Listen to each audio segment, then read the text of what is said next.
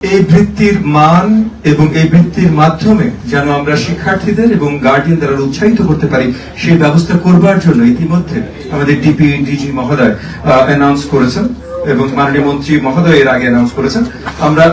আমরা বৃত্তিগুলো আরো বৃহত্তর আকারে দেওয়া শুরু করবো আগামী বছর থেকে 2026 বছর থেকে, এবং বৃত্তির আপনার অ্যামাউন্ট আপনার ওই যে ট্যালেন্ট পুলে এককালীন 225 থেকে আমরা বৃদ্ধি করে ডাবল করে 450 করছি এবং মাসিকটা 300 থেকে 600 করছি।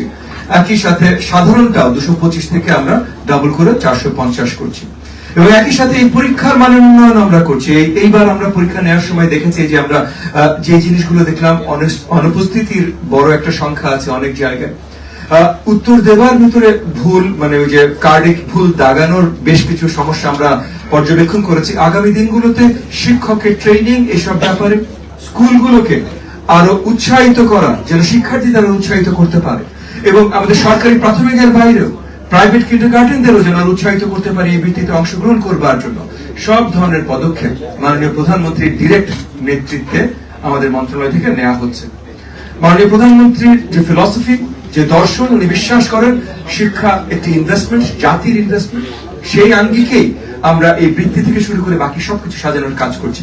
আমি আশাবাদী আগামী বছর যখন আপনাদের সামনে বসবো তখন এই যে এই বৃত্তির ওই পরীক্ষাটা 2026-এর এটার রেজাল্ট নিয়ে আরো, আজকে যেমন গর্বের সাথে কথা বলছি, মাননীয় মন্ত্রী গর্বের সাথে আপনাদের সামনে অ্যানাউন্স করলেন, 2026 সালে আরো বেশি গর্বের সাথে আমরা বলতে পারবো, কারণ আরো বেশি দেবো, শিক্ষার্থীরা আরো বেশি উৎসাহিত হবে এবং অ্যাবসেন্স বা অন্য সবকিছু আমরা অনেক কম দেখতে পাবো ইনশাআল্লাহ। আপনাদের সকলকে অসংখ্য ধন্যবাদ।